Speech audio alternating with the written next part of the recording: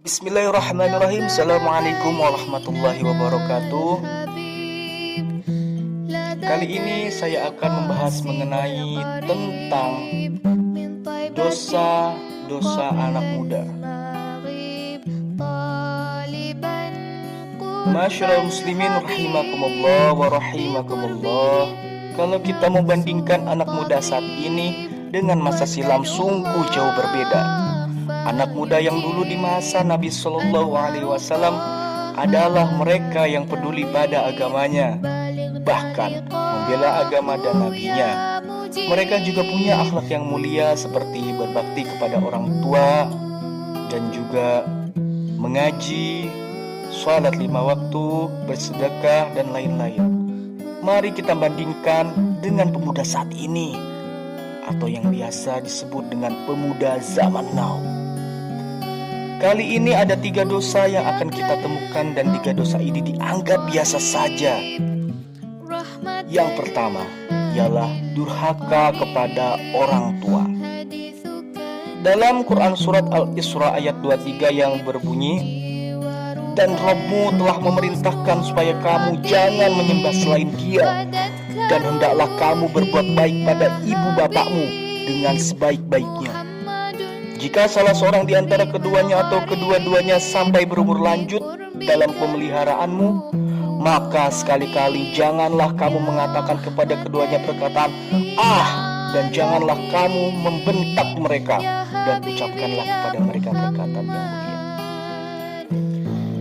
Kata Imam Ibnu Jarir At-Tabari rahimahullah, yang dimaksud dengan ayat tersebut adalah janganlah berkata 'ah' jika kalian melihat sesuatu dari salah satu atau sebagian dari keduanya yang dapat menyakiti manusia.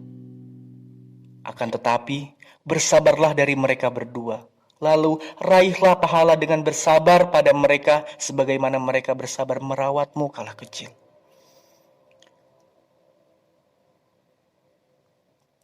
Mujahid rahimahullah mengatakan, tidak sepantasnya seorang anak menahan tangan kedua orang tuanya yang ingin memukulnya.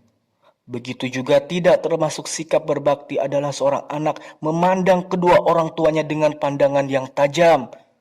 Barang siapa yang membuat kedua orang tuanya sedih, berarti dia telah mendurhakai keduanya. Ka'ab al-Akhbar pernah ditanyakan mengenai perkara yang termasuk bentuk durhaka pada orang tua.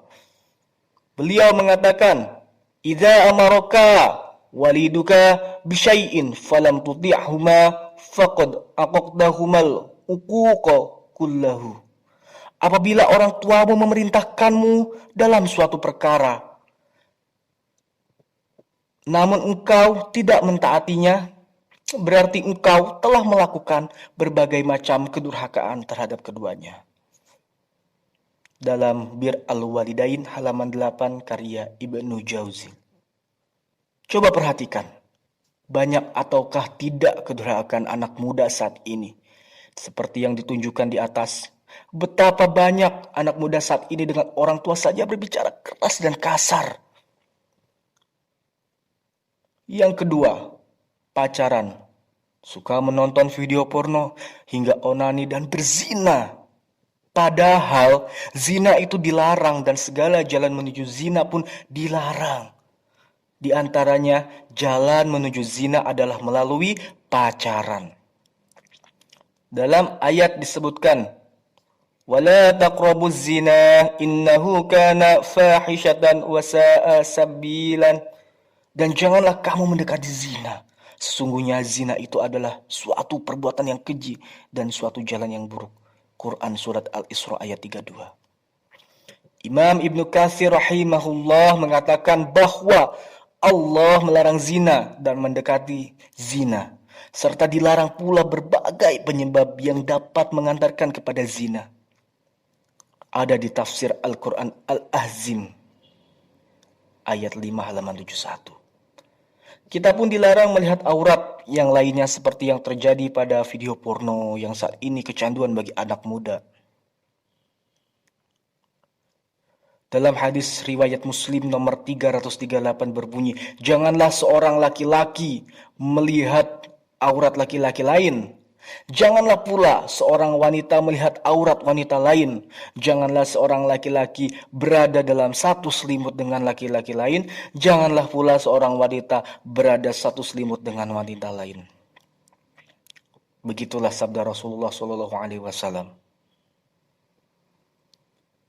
Sungguh-sungguh sangat ironis sekali masa muda zaman sekarang yang harusnya dibuat untuk mendekatkan diri kepada Allah, nyatanya sebaliknya dipakai untuk hal-hal yang berbau maksiat. Dosa yang ketiga ialah sholat masih bolong-bolong. Padahal kalau kita ketahui sholat itu bagian dari rukun Islam. Dari Abdullah bin Umar bin Al-Khattab radhiyallahu anhuma, ia mengatakan bahwa ia mendengar Rasulullah SAW bersabda, Islam dibangun atas 5 perkara.